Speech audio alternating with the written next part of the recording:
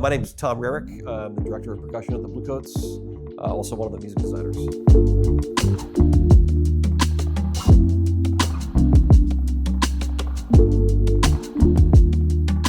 The first thing in the show you'll hear is we have a total of 6 glockenspiels in the front ensemble.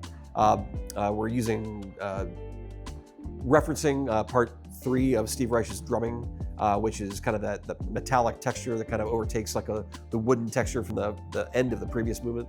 So that's the first thing you'll hear is a sparkly kind of like, there's not a lot of definition in that, and then it becomes a little bit more defined as we introduce movement and structure to the show. It's slightly assisted by some sampled things, but we really wanted to create that acoustic kind of glockenspiel sound and a more of an immersive kind of environment. So we're using a combination of the IP 902s from the James Ross series, the 903s, also from the orchestral series, or the OS2s and the OS5s, those kind of clear mallets you'll see. Gives us a nice combination of kind of resonance and characteristic glockenspiel kind of tone, but also, especially those OS2s, OS5s, and the registers that we apply them in, gives us a little more of that kind of tick sound, or like the attack sound on there that is, you know, it's referential to kind of that iconic kind of Reich kind of sound. In order to create an identity for that part of the show, and a lot of Reich's music is performed with more of a rubber mallet or texture that can be a thing.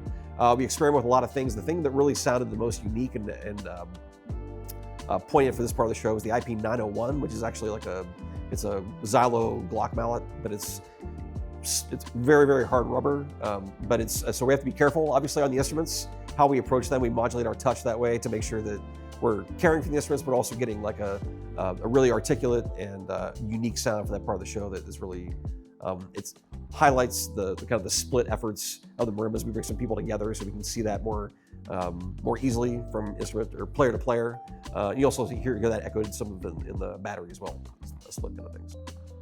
There's I think some wonderful timpani moments in the show. We have a really gifted performer there that is highlighted quite often in the show. So that's something to look for. A range of textures there. Use some brushes and kind of different sounds that way. Even the back end of the mallet, getting some more like articulate things that we kind of use and bend sound that way. So yeah, there's a lot. I think each section of the show has several personalities within it. But I think we really have tried to inject variety into everything we do, and kind of these, trying to accentuate the wild extremes and kind of this causality that the concept supports. I just want to thank Innovative Percussion for their years of support for us. Their array of implements and the possibilities that exist within the catalog just gives us so many resources to explore and to experiment and to really bring the show to life. So we really couldn't do that without them.